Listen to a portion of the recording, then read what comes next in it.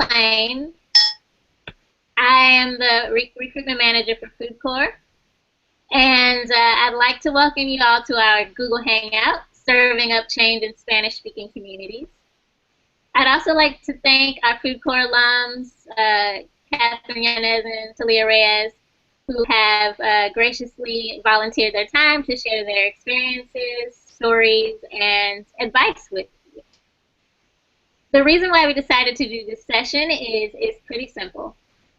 About 30% of the children we serve, that FoodCorps serves, are from Spanish-speaking communities and families. And we believe that they deserve to have teachers, including FoodCorps service members, who understand the language, the culture, and history of their communities. So our hope today is to inspire and prepare more bilingual Spanish speakers, and particularly more Latino and Chicano community, people from Latino and Chicano communities to join FoodCorps in order for us to do better by the children and the communities that we serve. So I'll be speaking in English, but I've invited our panelists to share and respond in whatever language they feel most comfortable, and to translate me when it seems necessary. And you are invited to do the same if you have any questions to ask during the Q&A. So without further ado, we will get started with the first question. So I want to start with Catherine Yanez, who was part of our original class of service members back in 2011, where she served with La Semilla Food Center in the Paso Del Norte region of New Mexico. She continues to work at La Semilla to this day as the Youth and Community Programs Manager. And Catherine, what I'd like to know from you is, what is it that drew you to this work with land and food? What role did family, culture, or community play?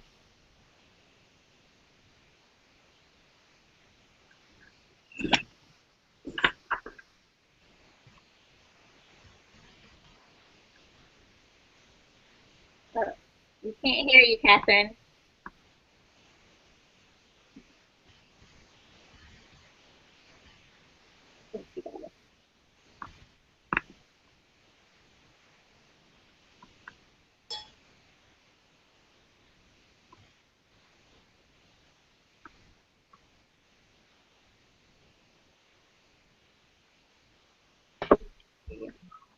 Can you hear me?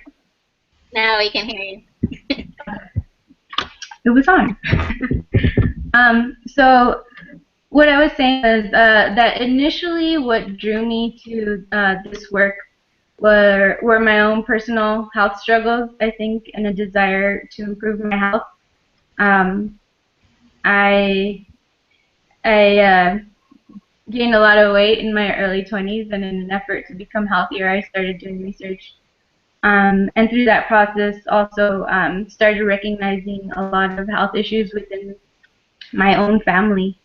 And it was strange because during that time, one of my uncles, and I come from a large Mexican-American family, and so we're very close, and we meet every weekend, we share meals every weekend, and so we're very, very close and extended family. And so when my uncle, he had a heart attack and he was in the hospital for a few days, and we discovered that he had diabetes. On my mom's side of the family, he was the first person in my family to present symptoms of health-related issues. And so that was a wake-up call for me, and that I had to start sharing a lot of what I was learning with my family, and also that I was able to do that only if I started to educate myself further, and truly create a broader definition of health that just wasn't about, weight loss or appearances. And so that's how my initial journey came to be with this. Yeah. All right, thank you. And Thalya, what about you? What drew you to this work? Can you guys all hear me? Yes, we can hear you. So Catherine and I are just meeting through this Google Hangout, but besides FoodCorps, it sounds like we have a lot more in common. I also had my own personal struggles with health growing up. I was at risk for type 2 diabetes when I was in late elementary school into middle school. I was still very active. I was in karate, but didn't really have a great relationship with food, and so that was always a part of my life. As I transitioned into high school and started eating a little bit healthier, a little bit more vegetables, and getting more exercise, I really kind of took ownership of my health issues, as well as learning about how issues around weight and obesity and related illnesses were plaguing my community in northern New Jersey.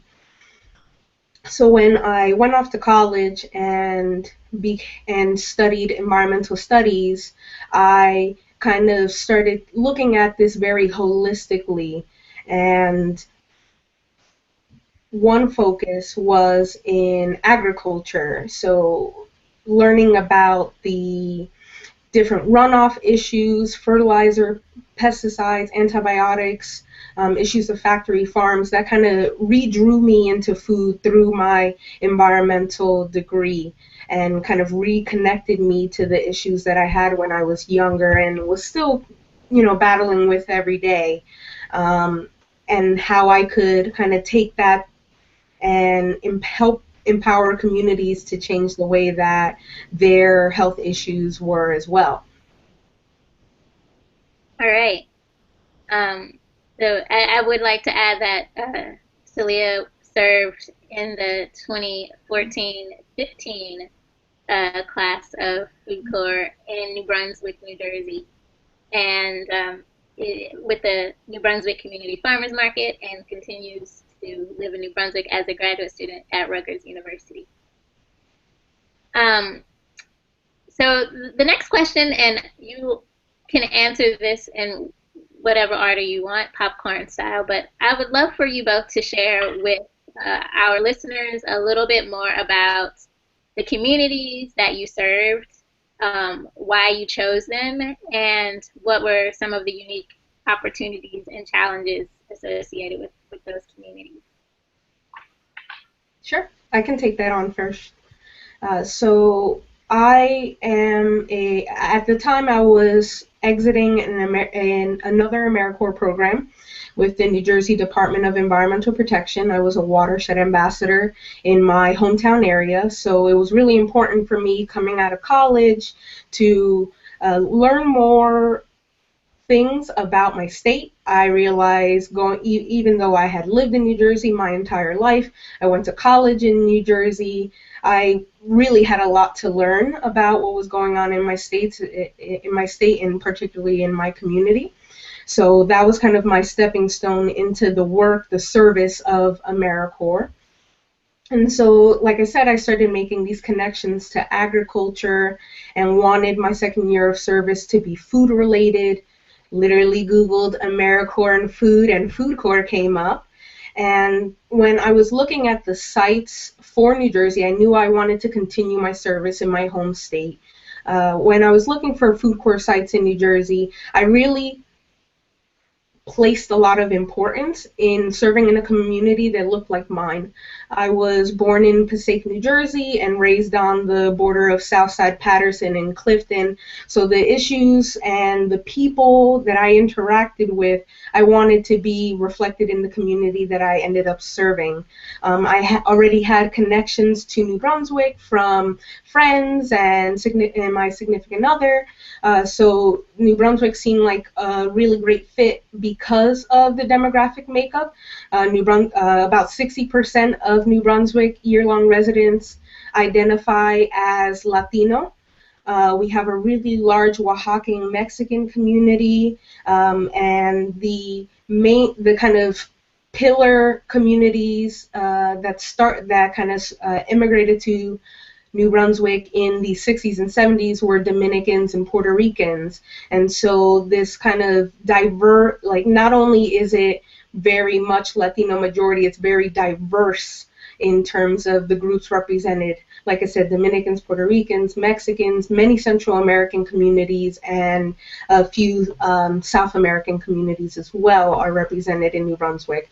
So that was a big draw that I could talk to a bunch of different Latino groups. The second kind of issue that overlaps with that is the presence of urban agriculture in New Brunswick. I really wanted to work to serve in a city that was really tied to gardening and had something going that I could really take to the next level for schools and for families. So knowing that we have a high incidence of type 2 diabetes in our students, that we have kids that are food insecure, and seeing this movement of urban agriculture, of gardening, starting within the neighborhood pockets of New Brunswick, were big reasons to serve here. Thanks, Thalya. You gave us a really great picture of New Brunswick. And Catherine, could you share a little bit about the community that you served in? Yeah. I'm sorry? We lost your picture. I'm having a little bit of a hard time hearing you, but I'm going to go ahead and attempt to answer the question. So, so I serve in a largely Mexican American community where about 80% of the population is, like I said, either Mexican American or an immigrant from Mexico. And initially, it was important to me to be close to my family and be able, I think I want to refer back to that first question, and be able to share what I was learning with my family. But also, through this process, it became very apparent to me that there weren't a lot of educational outlets for this kind of work in our region. In fact, there was more like, there was a couple of groups, the El Paso Permaculture Group here that was doing some volunteer work and, starting gardens in different locations, but didn't really have funds to have somebody providing ongoing education or programming there at the sites where they would start. And so it was something very new to the area when we first arrived via Semilla Food Center, where I'm currently working as the community and youth manager. And at the time, Semilla was in its first year, in fact, and I was one of the first two employees or service members to be on board with them. And so when I came, there really wasn't a program for youth and community members that would teach about access or healthy, how to eat healthy eating locally, and so it was important to me. I felt like I was learning a lot about what was going on in different places like Boston, or what was going on in Oregon, and a lot of what I was also learning about wasn't directly translatable to the communities in which I was working with, because there were cultural gaps in those program materials, and so there was substance, but there was also, it wasn't necessarily recipes that community members here could identify with, or the stories that were, reflected in a lot of the program education materials weren't reflective of the community here. So just weren't very relatable, and it became important for me to actually be able to develop and be a part of something that was relevant here, and that would affect change. Yeah. Thanks. Could you both, I'd be interested because I mean we've heard that from service members before, and I'm interested in hoping that you could maybe share with our audience some of the things that you've done in your service to ensure that the lessons that you teach are relatable to the community that you're serving.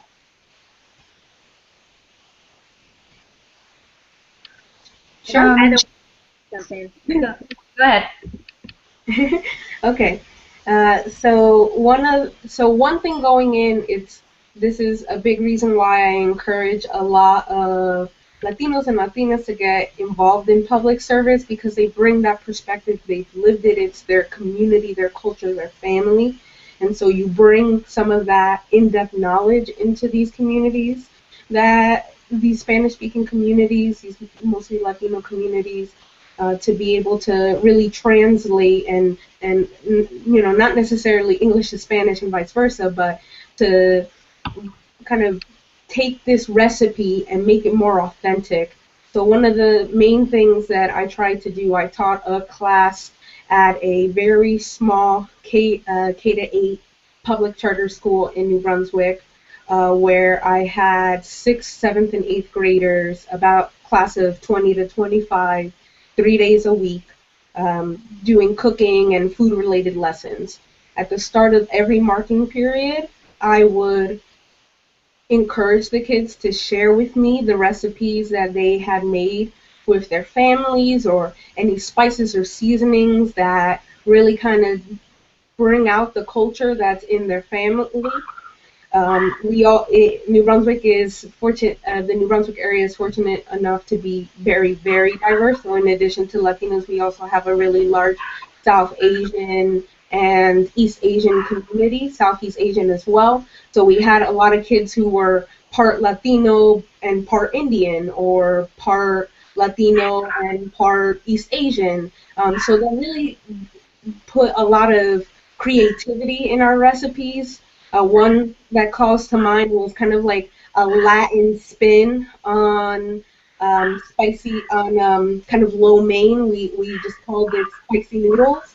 And so the students were really able to talk about, hey, we want to kick it up a notch a little bit. We're going to use a little bit of red chili.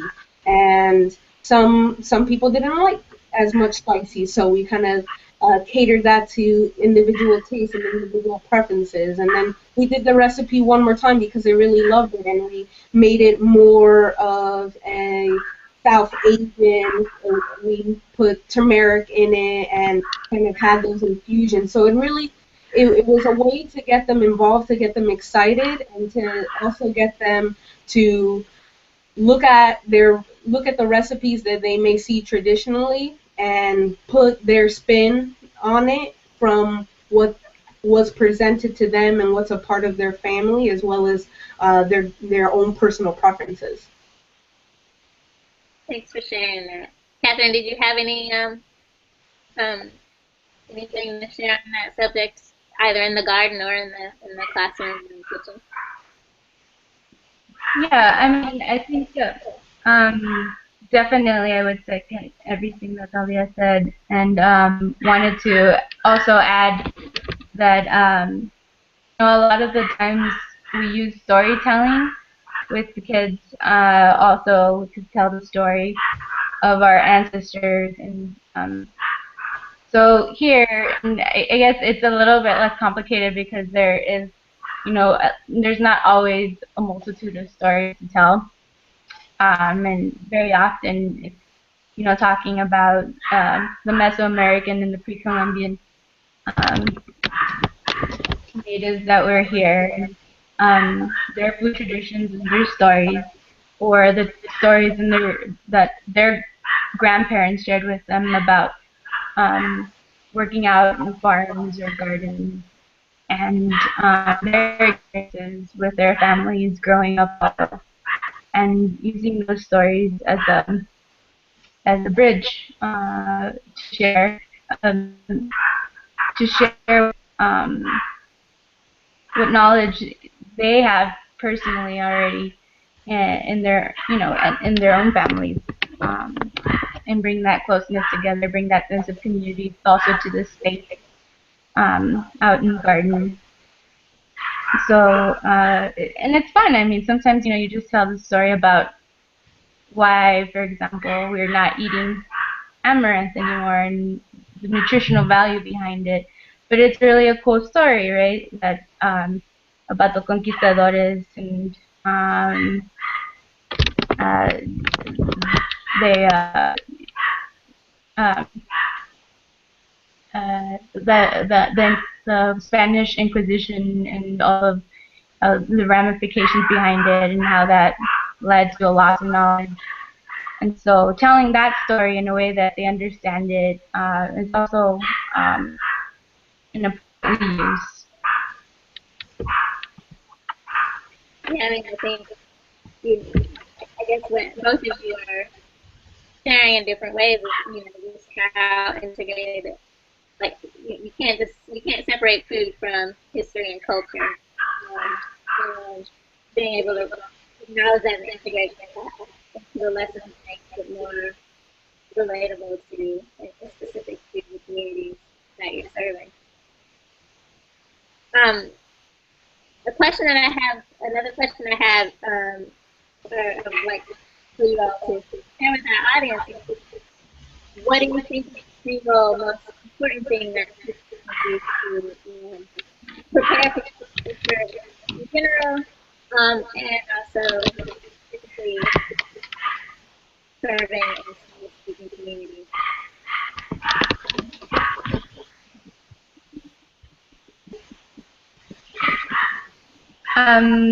So I'm having a hard time hearing or understanding you. I'm sorry. That's okay. Your question? I said, what advice would you give an applicant, or what do you think is the single most important thing that someone could do to prepare for FoodCorps service? And particularly, you can give some general advice, and also maybe some more specific advice to serving in Spanish-speaking communities.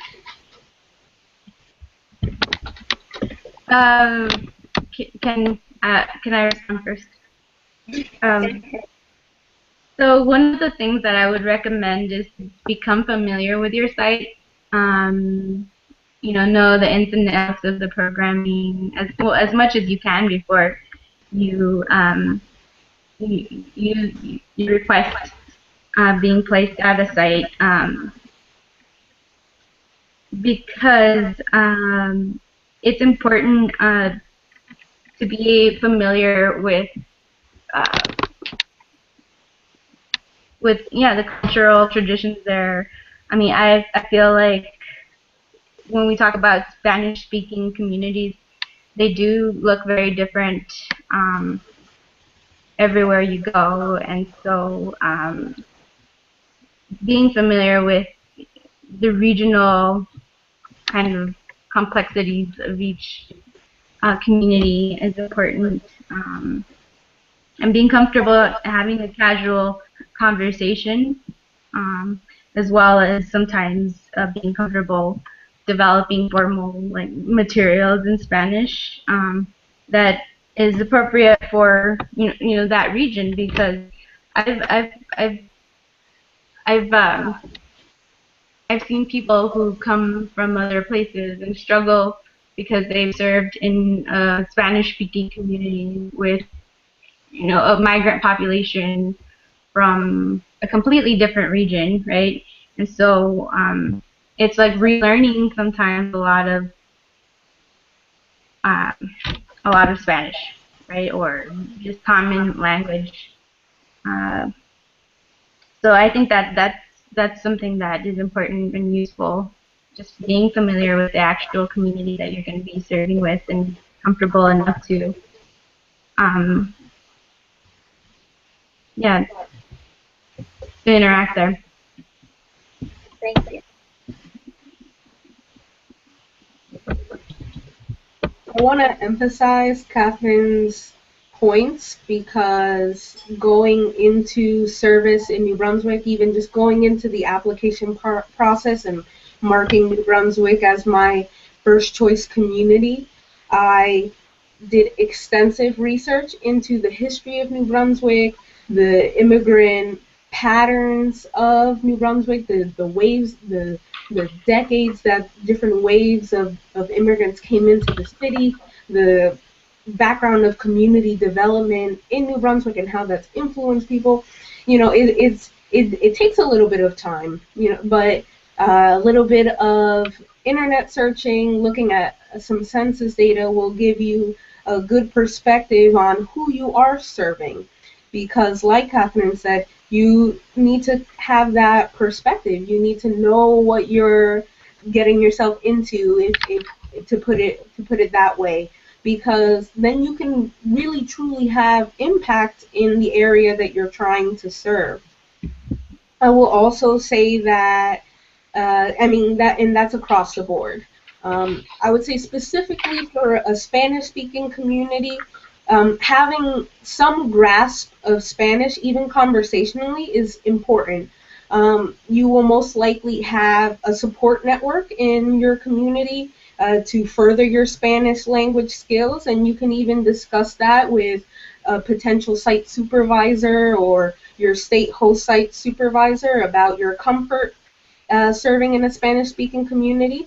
Even though I learned Spanish first and was raised by Dominican parents who thought it was very important to speak both English and Spanish at home, I had lost a little bit of my Spanish while I went to undergrad. And so I really emphasized how I wanted to build those skills, and if I could build them in different ways, one way was being the point person to go to community events to talk to people, to be conversational in Spanish. But then also I worked out to get some of my training hours to be in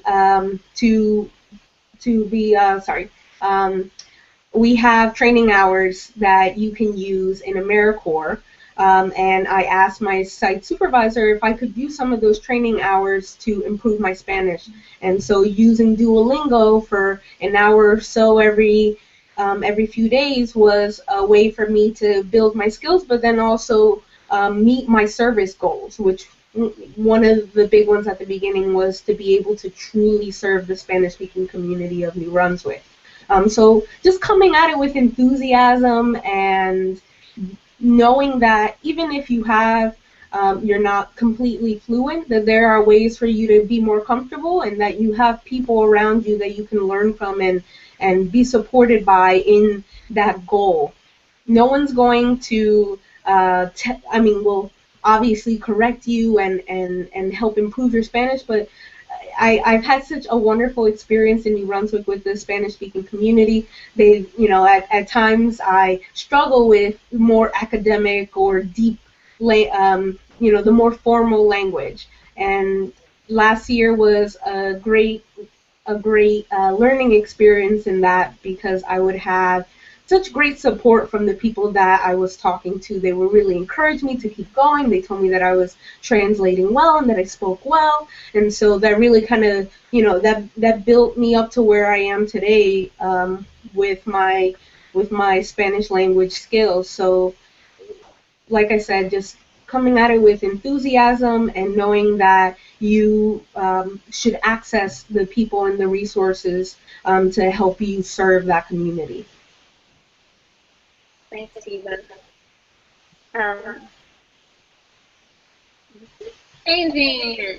Keeping direction a little bit. I'm curious if both of you could share, what you think. I mean, Thalya, you just shared one of the big benefits of your FoodCorps service. It sounds, but is there any other, what do you think is the single most important benefit that you gain from FoodCorps service? What lessons you learned, and how do they continue to inform the work that you do today? Would you like to go first, Catherine? Or? Sure. So, I mean, one of the benefits that I came out of, like, in interacting with everyone, everybody at FoodCorps is high energy, very passionate about social justice and food justice issues. And so having access to a large network of, for the most part, young and diverse pool of ideas. I said young and diverse pool, but so having access to a group of very young people with new ideas and also very diverse ideas is really, really helpful when you're trying to plan for activities. Sometimes you can just shoot out an email if you're at a loss. Maybe you send it to a couple people that you've been more responsive with, or you clicked, or But for the most part, it's just a very awesome support network to have from across the country. So I found that was really beneficial. Yeah.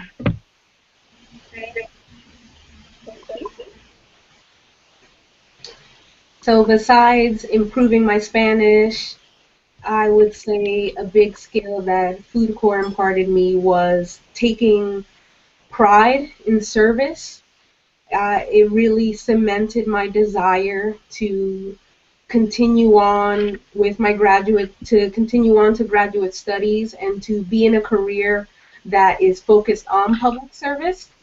Just being on the ground and talking to families and kids and really getting them involved made just really hit home to how powerful community change and social change can be when we have everyone at the table. So I really learned how to step up and step back. I would lift up voices that needed to be lifted up in my community, is particularly my students, who are very much particularly students, and particularly like middle school and high school age students. A lot of them are put down and have these expectations put on them because of the color of their skin or the families that they came from. And so it was important for me to tell them that they are supported, that they have people within this community that know that they can succeed, that if they ever need help, if their families need help, that's what this school is about. That's what our greater community is about, is being there for each other, and to give them that sense of pride, that sense of agency, that they can be a part of this. They can their communities and their lives can be what they choose and what they desire for them to lead. I think FoodCorps really emphasized to me why I need to be more vocal for people and for groups that aren't that have been traditionally disadvantaged and marginalized, but then also how I can step back and let them shine and really let them tell their stories, because they're living it in their own ways and I'm living it in my own, and how together we can really be a force to be reckoned with. Thanks. That sounds pretty empowering for all of us. So I would like, this is a time where we can, if there are any viewers out there, we can have some of your questions. If you have any additional questions for our panelists, you can either do that on Twitter or through the Google Hangout. And if I get any, I will definitely share them with our panelists. In the meantime, though, I'm going to ask one more question, which is just, broadly, if there's anything else you'd like to share about the unique role or potential contribution that Latino and service members can contribute to the food movement overall, or FoodCorps specifically. And yeah, I will just, it's a broad question to both of you. Yeah, I think that it's important that community members, in the different communities where we're asked to serve, that people there see that their own stories are reflected, their own stories are told and shared, because a lot of what's out there on the national platform is not always reflective of our own histories and our own traditions, and so sometimes that healthy food becomes something that's for people of privilege or people who are white because they eat differently, or for whatever reason. There's different reasons why a lot of the narrative that's being told on a national level doesn't resonate with communities where there's people of color. And so, and I think not only as a Latina, but just as a person of color, it's important that we share our experiences and that we make sure that our story is being told and shared, and not just with our own community, but outside of our own communities and with different cultures, and so that through that knowledge sharing, we can create true change and access for everyone. I think. So yeah, that's why I feel it was important for me to serve as a FoodCorps service member and continue my work afterward. I want the kids from my community to see that we have our own history, and we have our own traditions that are also valuable and based on wisdom and knowledge and even science, and sharing everything that I've learned was important to me. Here. Yeah. In a similar note, I very much wanted to serve for the reasons that Catherine said, to show my students, to show the people that I interacted with, that we should all be a part of every step of this process of the planning and political process within our communities and within this country. One of the really important things that for me during my year of service, when I would start my classes, when I would meet a new group of students, I would always tell them, soy dominicana, or something to that nature, so that that can kind of get that across, that I understand. I'm from a community that looks a lot like yours. I would tell them about my background and my struggles with weight, to show that they're not in this alone, that this is a community-wide issue, this is a national issue. Also being mixed race, being a woman of color, it's important for me to show the girls in my class, the kids of color in my class, that they don't need to listen to the negative things, the negative issues that are just placed on them because of their gender or their race or their ability, that they can amount to anything. And so when we talk about food justice and we start kind of connecting that to social justice and economic justice, you really start to understand how complicated an issue it is, and how these issues are entrenched in the fabric of our communities, of our families, and how when we get together we can really talk about these issues, move past them, but then also